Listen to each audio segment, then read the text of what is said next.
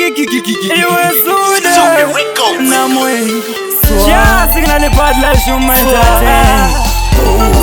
kushandando yakati wandira siye kutamba ishoma-shoma nekuda kwenzara ndotatsa kurara sikana ndoshanda mari shoma-shoma muri kuhere mushengetiwe nerera zvirikazi neavo vanodzambura shumuni nazo dzekutyana razaro kuitira denga ndigozopinda muyeso mukuru wamakandipa panyika yenhamo ndiri kutadza kukunda vamwe vari kuromba kutsikisa mabasa avo pedza dzinza nekutsvaga kupfuma kana mouya vachamira papi zvava vatumbana nachaito tumapapi kuseka kusekerera zvasiyana papi simba rekukurira namo riri papi ongu namo ine nharo neniwo ndine nharo ndiri mwana wenyu musandisiye ndakadaro ndikatenga benzi ndotenda imitenzi zita renyu rakudzwa rava nemashezi ongu aiuraii asinorwadza bvisai nhamo izve mugotifatsa ngoma inonzi nhamo ndatadzokuitamba inini ngoma inonzi nhamo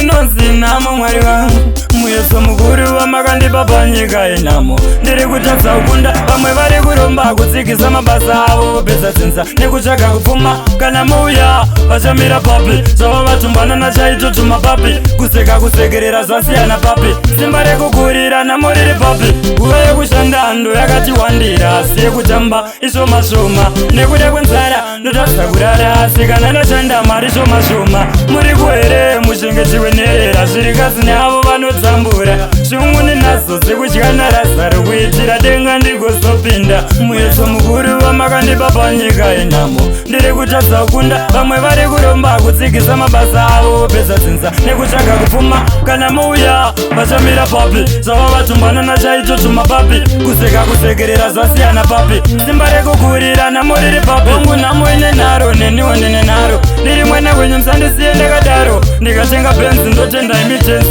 zita renyu rakudzwa rava nemashezi ongu aiuraii asinorwadza bvisai nhamo izve mugotifatsa ngoma inonzi nhamo ndatadza kuitamba inini ngoma inonzi nhamo